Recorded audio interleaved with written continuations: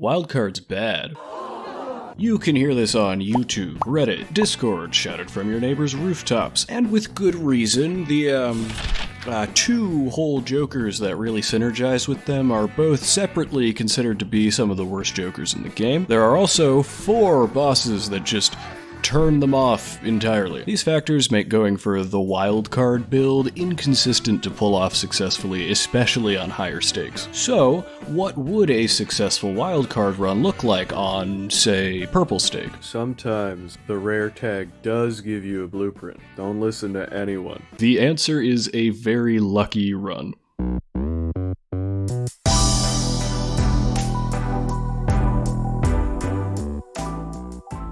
So obviously, it kind of goes without saying, Blueprint is invaluable to the optimal version of the build, just like it is for the optimal version of every build, but it's also a fantastic crutch for the early game on higher stakes. The strength of Blueprint is well documented, I'll just say. This is extra important in our case so we could hold on to all of this dead weight as we happen across it without sacrificing any resources, but I'm getting ahead of myself. I also want to highlight the deck that I'm playing on. Face cards are drawn face down, huh?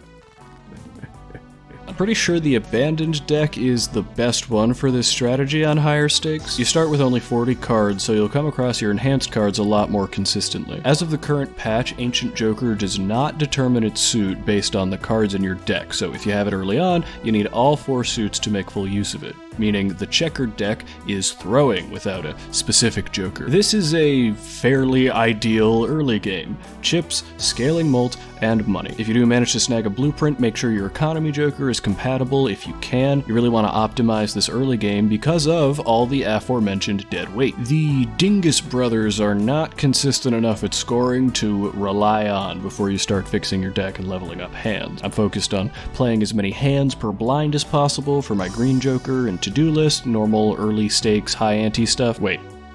Backward, flip that, reverse it. Normal, high stakes, early ante stuff. Once stabilized and over the interest cap, because I have the dip twins, I shift gears and start going aggressively for packs to get some wild cards online. I'll take them even over a Temperance or a Hermit right now. While there is consideration for taking all the money you can so you can reroll more, you really want to start getting those wild cards in your hand as soon as possible if you're holding contraband. You'll see more tarot cards per dollar in a pack than you will from rolling the shop, and you only get the 2 packs per shop, so my mindset is that of take all the packs. If I see a wild card, I'm taking a wild card. Tarot Merchant and discounted rerolls would probably have pushed me more towards the money route, but you know, Dingus brothers. Another reason to aggressively go for those first few wild cards is that as the antes progress and the scoring requirements go up, you always have to keep an eye out for any stray hands where you can get a flower pot trigger, especially if you can copy it with Blueprint. At this point in the game, with minimal or no planet cards, you won't get much out of a full Ancient Joker flush, even if you happen to get one. So in general, you want to focus your early money and discards on hands like 2-pair or Full House, which can trigger flower pot. The end game we're working towards is going to be those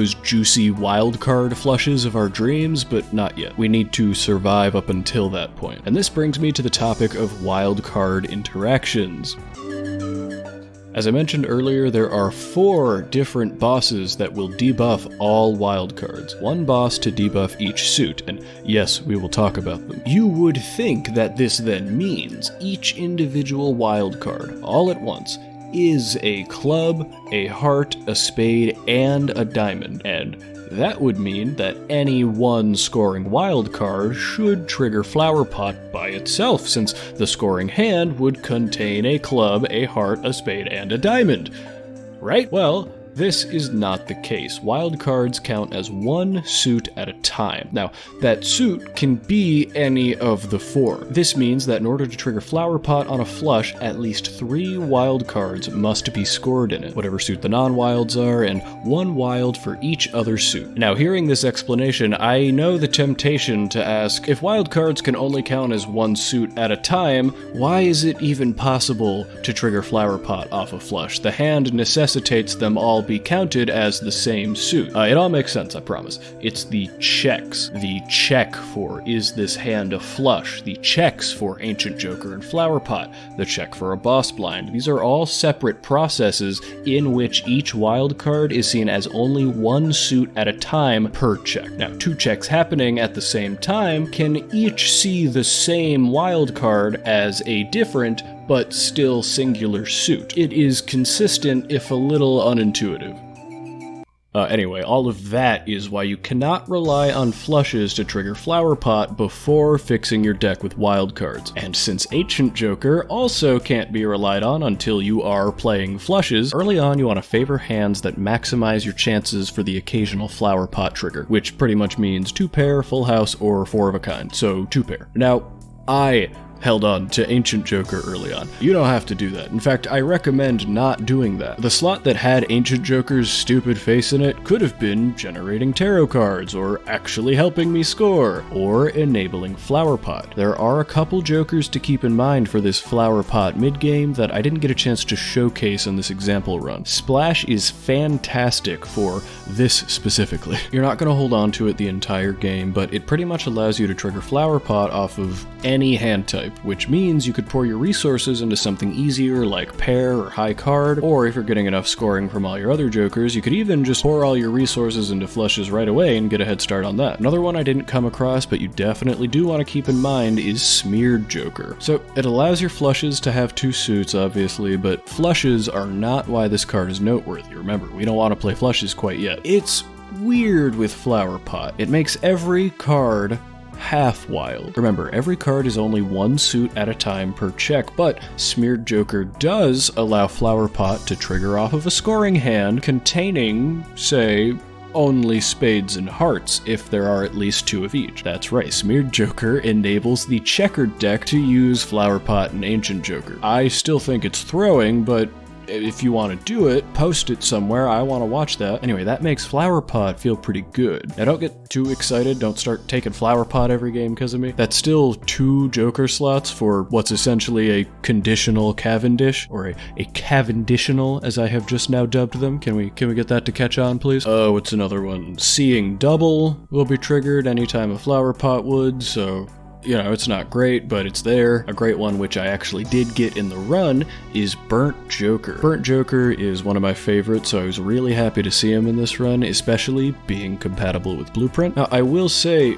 Burnt Joker, while strong, adds a lot of thinking to the run, weighing how many hands you can afford to waste as discards, being extra precise about what cards you want to keep and throw away and win. True, it doesn't have to come with all this extra thinking, but I honestly don't think it's worth holding on to here without trying to get the most out of it. The game plan from this point is pretty set in stone, you know, buy packs for wild cards and deck fixing, level up flushes and 2-pair. My big scoring hands are going to be 2-pair for a while, and as I get further along and fix my deck more, I pivot into wild flushes and start using Blueprint on Ancient Joker instead of Flower Pot. I ended up making a Red Seal while retriggering is very strong with Ancient Joker. I would have had more ideally, but only got lucky with the 1 Spectral pack. Something which could replace Burnt eventually if I had seen it is DNA. Could be worth it to spam out those Red Seal wilds, maybe you go for a Flush 5 kind of build for the late game. You could triple down on this and make sure that those Red Seal wilds are 2 through 5 and pick up a hack. I didn't do any of that though. Who needs to spam out Red Seals when you just find Dusk as a natural negative? Just kind of hanging out. Something else really impactful for this build, especially with any kind of retriggering, is glass cards. I actually didn't have many of them, but consider taking a glass card if you aren't able to make a wild card. Deck fixing is still going to take priority over everything else at this point though. Except for one thing, or for... Oh my god. Okay, I put it off long enough. We need to talk about those bosses, so strap yourself in for some in-depth analysis. I didn't come across the bosses this run. Sometimes you do come across them and you're sad and lose and die. Pick up a director's cut voucher if you see one, but sometimes you don't see one.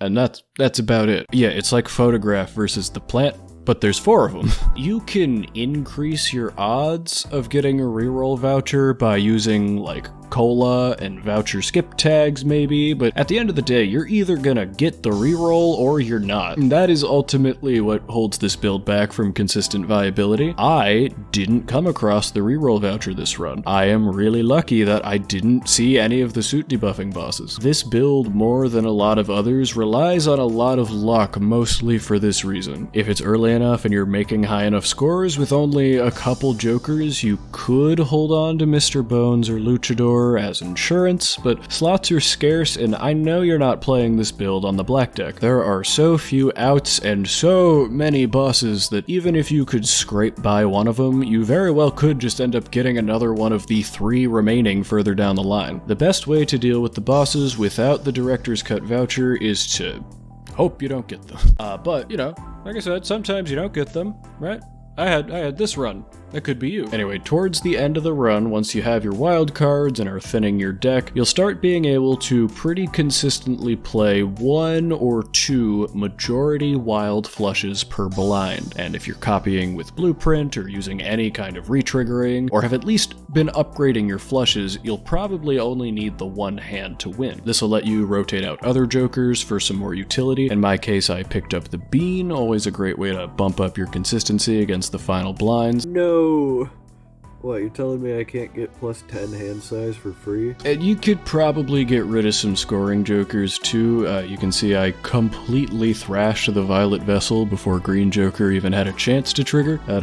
That felt real nice. Not every run is able to be a wildcard run, and this contrasts with some actually strong combos like Photo Chad, for example. Those are 2 common cards that are good enough on their own that there's a pretty high chance you have one by the time you see the other. I ended up in a wildcard run because I saw Ancient Joker early and thought it would be funny to use my blessed Blueprint start on the funny strat. I think it's a fun challenge, but this is far from the optimal approach. I think there's a lot of potential here for a player better than me to fully realize, but if a Jimbo Dumbo like me can see success with it, you probably can too. I hope I provided some helpful info. If you go for this build though, just make sure you do so with the knowledge that sometimes it just won't. But who knows, big patch is supposed to be coming out any moment now, so maybe it'll completely invalidate all of this information before I'm done working on this.